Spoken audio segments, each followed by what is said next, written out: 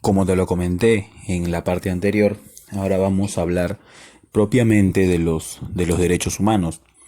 Ahora, ya con estos tres antecedentes de la Revolución Francesa, de la Revolución Industrial, de la Segunda Guerra Mundial, en realidad la Revolución Francesa y la Revolución Industrial estuvieron más como reconocimiento de derechos, ¿de acuerdo? En cambio, la Segunda Guerra Mundial también como reconocimiento de derechos, pero lo que preocupa después de la Segunda Guerra Mundial es la cantidad de muertos en todo el mundo. Entonces, se crea la Organización de las Naciones Unidas después de la Segunda Guerra Mundial, que recordaremos va desde 1939 hasta 1945. Se crea esta Organización de las Naciones Unidas y esta organización es la que declara en 1948 en París, hace la proclamación de la Declaración Universal de los Derechos Humanos. Entonces, a partir de aquí ya es un documento legal, es la primera vez que se considera a todo ser humano igual que los demás en cuanto a derechos, porque recordaremos, y si pasamos pues un poco por la historia, el esclavismo, personas que sometían a otras por su color de piel, el feudalismo, en el cual un siervo, digamos que es una continuación del esclavismo, ¿de acuerdo? Pero lo explotaban de otra forma. Entonces, ni a ninguno de los dos, ni a los esclavos, ni al siervo se le reconocía derechos. Incluso el esclavo no era dueño ni de su vida. El siervo sí, el esclavo solamente era dueño de sus herramientas.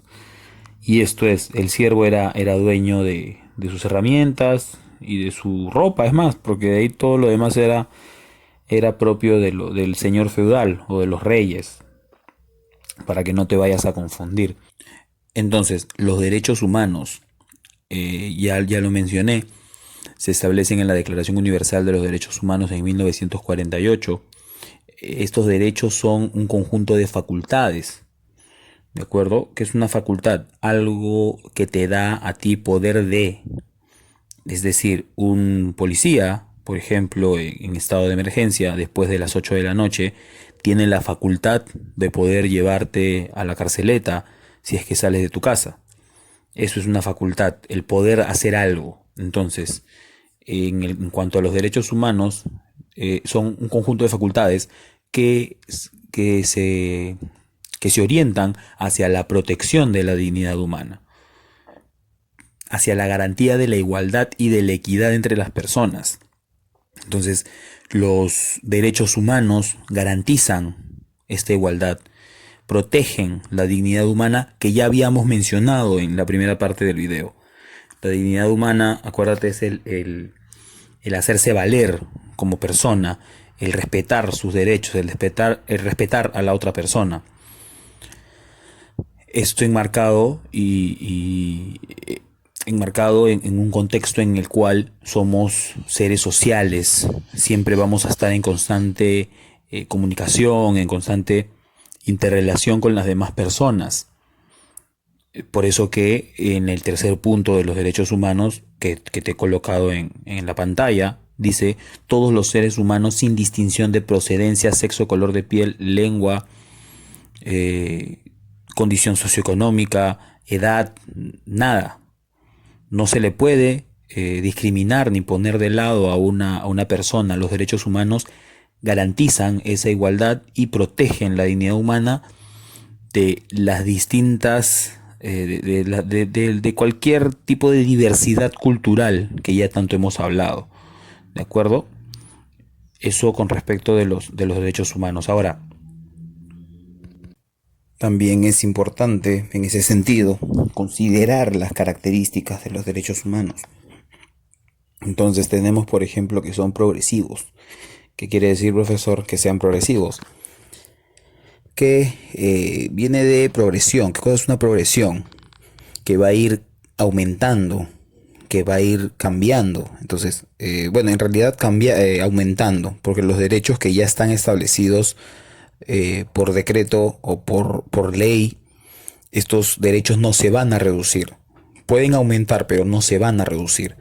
En ese sentido, van a aumentar progresivamente en los siguientes años, en las siguientes décadas, en los siguientes siglos. Más adelante habrá más derechos de los que hay ahora. Se seguirá reconociendo los derechos de las personas. En ese sentido son progresivos. Irrenunciables y personales. ¿Por qué irrenunciables? ¿Qué quiere decir irrenunciable? Que tú no puedes renunciar. ¿De acuerdo? Tú no puedes decir, bueno, yo no quiero tener derecho al libre tránsito. No, o sea, ese es tu derecho. Que lo ejerzas o no lo ejerzas es otra discusión. Pero tú tienes el derecho desde que naces, ya cuentas con ese derecho. Personal, porque le compete a cada persona, le compete a cada individuo dentro de la sociedad en la que nos desenvolvemos. ¿De acuerdo? En este sentido también es intransferible, no lo he puesto, pero lo comento. ¿Qué quiere decir? Que una persona no le puede dar su derecho, no le puede ceder su derecho a otra persona, es intransferible, es personal, es irrenunciable, repito, no puedes renunciar a tus derechos, es imposible. Bien, es integral e interdependiente. Profesor, usted ya nos había explicado esta palabra, este prefijo inter. Inter quiere decir que se relaciona. ¿De acuerdo, profe? Entonces, pero dependiente quiere decir, viene de dependencia, viene de depender de alguien o de algo. Claro, cuando hablamos y decimos que un derecho es interdependiente, quiere decir que estos derechos no pueden ser considerados solamente en una persona. Profe, pero nos acaba de decir que son personales.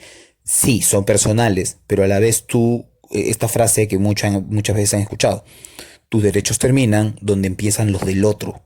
Entonces, para que sean interdependientes, tienes que considerar los derechos de las demás personas. No puedes por ejercer tu derecho o por digamos desbordar algún ejercicio de derecho afectar al resto. Eso ya no sería respeto de la dignidad humana, eso ya sería discriminación y estaríamos cayendo pues en ese acto. También son exigibles, es decir, tú tienes que exigir tu derecho, nadie puede pasar por encima de ese derecho y la persona, el ser humano está en la obligación civil, en la obligación moral de exigir su derecho. Lógicamente, exigir el derecho dentro del respeto, dentro de las formas, ¿no? Porque me podrán decir, profesor, entonces yo exijo mi derecho al libre tránsito, ¿no? Entonces, como yo tengo derecho al libre tránsito, profesor, yo puedo salir del salón cuando yo disponga, o puedo salir de mi casa cuando yo disponga. No, no, no, no, no. Cuidado, porque hay que considerar también que ustedes todavía son niñas, entonces no es que no tengan derecho al libre tránsito, sino que se deben a sus padres, se deben en este caso cuando estén en el colegio a los profesores, porque son los responsables de ustedes en un momento determinado. Bueno, cuando están en el colegio en clases presenciales, obviamente. También son inviolables, que quiere decir que sean inviolables, que nadie puede violentar sus derechos, nadie puede ir en contra de sus derechos, nadie puede exigirles algo distinto de sus derechos. Tienen que mantenerse en esos derechos. En ese sentido son inviolables.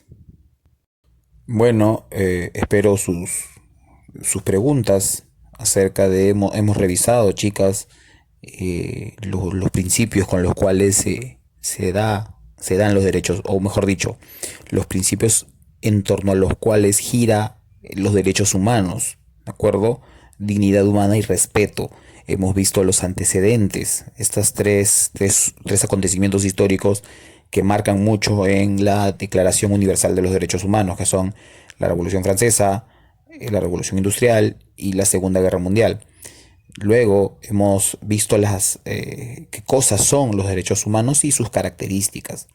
Entonces yo les pido por favor que me hagan llegar sus preguntas, que me hagan llegar sus observaciones y mañana ya nos conectamos en vivo, vía Zoom, para poder trabajar la ficha. Ahí conmigo, van a desarrollarla conmigo y responder las interrogantes, dudas o preguntas que se les pueda generar. Igual escríbanme por la plataforma y ya nos estamos comunicando el día de mañana. Cuídense, un abrazo a ustedes, a sus familias. Hasta luego. Chau.